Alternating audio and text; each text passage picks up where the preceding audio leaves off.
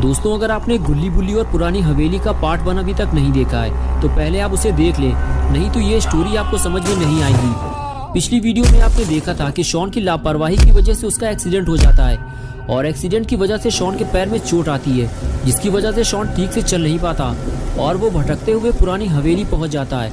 और अब आगे की स्टोरी देखते हैं।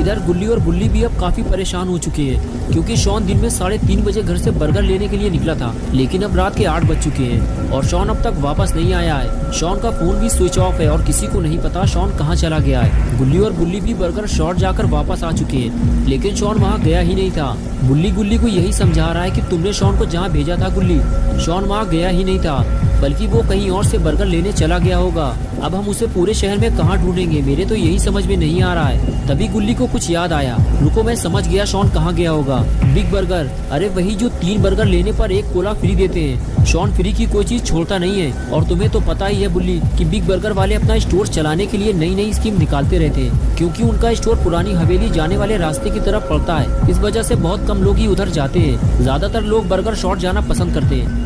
शॉन मुफ्त में कोला पाने के चक्कर में उधर ही गया होगा और वहीं उसके साथ कुछ बुरा हुआ है। बुल्ली बोला, अब तो मुझे पूरा यकीन हो गया है कि शॉन का एक्सीडेंट हुआ है। हवेली के आसपास कई एक्सीडेंट हो चुके हैं। शॉन भी ये बात जानता था और उसके बाद भी फोन पर बात करते हुए गाड़ी चलाओगे तो ये तो होगा ही।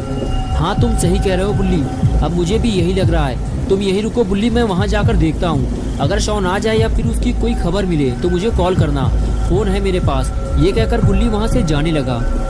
बुल्ली ने कहा, ठीक है गुल्ली, लेकिन हवेली के अंदर मत जाना। अगर मेरी जरूरत पड़े तो बता देना मुझे। मुझे नहीं लगता बुल्ली कि मुझे तुम्हारी जरूरत पड़ेगी।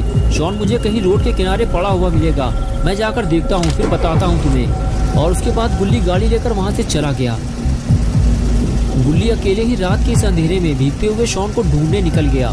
उसे लग रहा है कि वो शॉन को आसानी से ढूंढ लेगा, लेकिन गुल्ली को क्या पता कि उसने शॉन को ढूंढने में बहुत देर कर दी है। गुल्ली गाड़ी चलाते हुए रोड के दोनों तरफ बड़े ध्यान से देखता रहता है कि शायद उसे शॉन या अपना रेड कलर का स्कूटर कहीं दिखाई दे जाए, लेकिन ऐसा नहीं होता। गुल्ली की सारी उम्मीदों पर पानी फिर जाता है। अब गुल्ली को कुछ समझ में नहीं आ रहा है कि शॉन आखिर कहाँ चला गया है। उसे उम्मीद थी कि वो पुरानी हवेली के आसपास ही कहीं मिल जाएगा, लेकिन ऐसा नहीं हुआ। गुल्ली शॉन को ढूंढते ढूंढते पुरानी हवेली तक पहुंच गया, लेकिन शॉन का कुछ अता पता नहीं है। कहीं किसी ने शॉन को अकेला देखकर किडनैप तो नहीं कर लिया है। गुल्ली ये सब सोच ही रहा था कि तभी उसकी नजर रोड के किनारे पड़े हुए एक स्कूटर पर पड़ी, जो कि लाल कलर का था। गुल्ली ने फौरन गाड़ी रोकी और उसे देखने लगा और कुछ ही देर में गुल्ली अपना स्कूटर पहचान गया। अरे ये तो अपना स्कूटर है। गुल्ली ने सही कहा था कि शॉन का एक्सीडेंट हुआ है। पूरा स्कूटर तो टेढ़ा मेढ़ा हो गया है, लेकिन शॉन कहाँ है? गुल्ली शॉन के बारे में सोच ही रहा था कि तभी पीछे से किसी ने गुल्ली को आवाज दी। गुल्ली ने फौरन पलट कर देखा तो सामने एक मोटा ताजा आदमी खड़ा हुआ था, जो गुल्ली को अपने पास बुला रहा था। गुल्ली को लगा कि शायद ये आदमी शॉन के बारे में कुछ जानता होगा, इसलिए गुल्ली उस आदमी के पास जाने लगा। पास जाते हुए गुल्ली ने कहा, क्या हुआ पहलवान अंकल, आप इस एक्सीडेंट के बारे में कुछ जानते हैं क्या? तमीज से बात करना मुझसे, कद्दू पहलवान नाम है मेरा, हड्डियाँ तोड़ डालूंगा मैं तुम्हारी। लेकिन मैंने बदतमीजी क्या की है जो आप मेरी हड्डियाँ तोड़ डालोगे? तुम्हें घबराने की जरूरत नहीं है मोटू, मैं इस वक्त बहुत ज्यादा गुस्से में हूँ, इसलिए ऐसा बोल दिया। चलो अब इस गाड़ी को किनारे लगवाने में मेरी मदद करो। इस गाड़ी की वजह से मेरा एक्सीडेंट होने वाला था। वक्त रहते मैं संभल गया, वरना पता नहीं क्या हो जाता। चलो अब काम पर लग जाओ, वरना हड्डियाँ तोड़ डालूंगा मैं तुम्हारी। और फिर कद्दू पहलवान गुल्ली के साथ मिलकर गाड़ी हटाने लगा, लेकिन गाड़ी मिट्टी में धंस चुकी है, इसलिए कद्दू पहलवान अकेले इस गाड़ी को नहीं हटा सकता।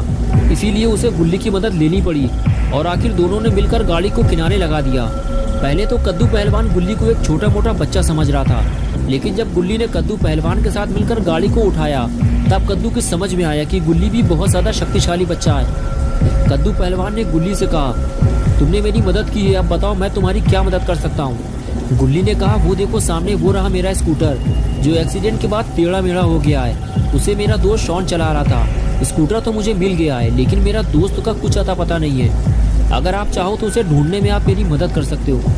कद्दू पहलवान ने कहा, ठीक है चलो उसे ढूंढना शुरू करते हैं, बताओ कहाँ ढूंढना है उसे।